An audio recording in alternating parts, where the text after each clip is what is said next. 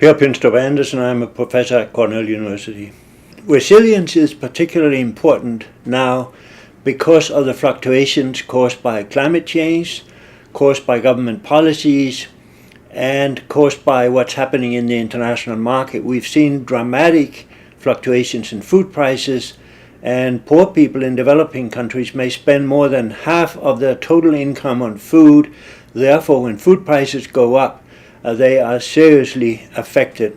We need to help them become more resilient to those kinds of fluctuations, whether they are in prices or in production or in some other ways, so that they can meet their food security and nutrition needs.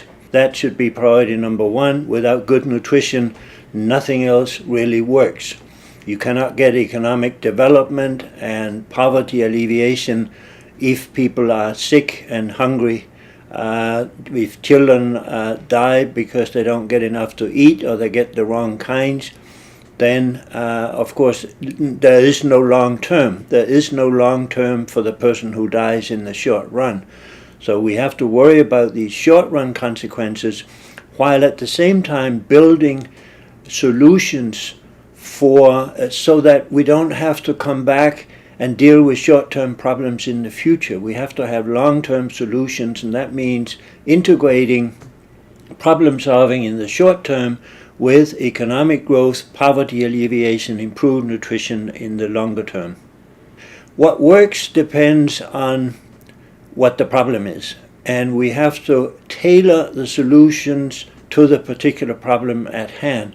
What has worked in the past has included transfer programs, social safety nets, transferring either money or food to low-income people in times when food prices have fluctuated. If we're talking about a consumer, when food prices go up, that consumer may need some help from government in terms of food subsidies or food stamps or some other transfer program.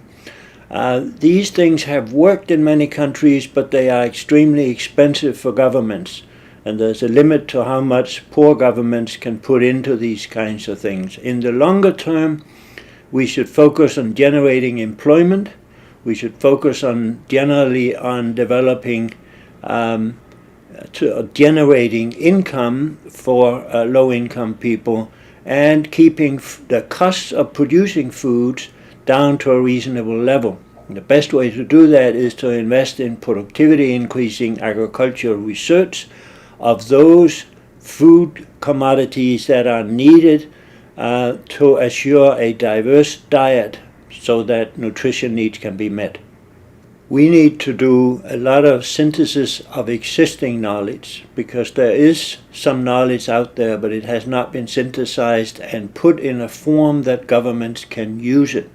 So what the International Food Policy Research Institute needs to do is to bring the existing evidence together and package it in such a way that decision makers in both the public sector and the private sector, as well as decision makers in non-governmental organizations, can use it.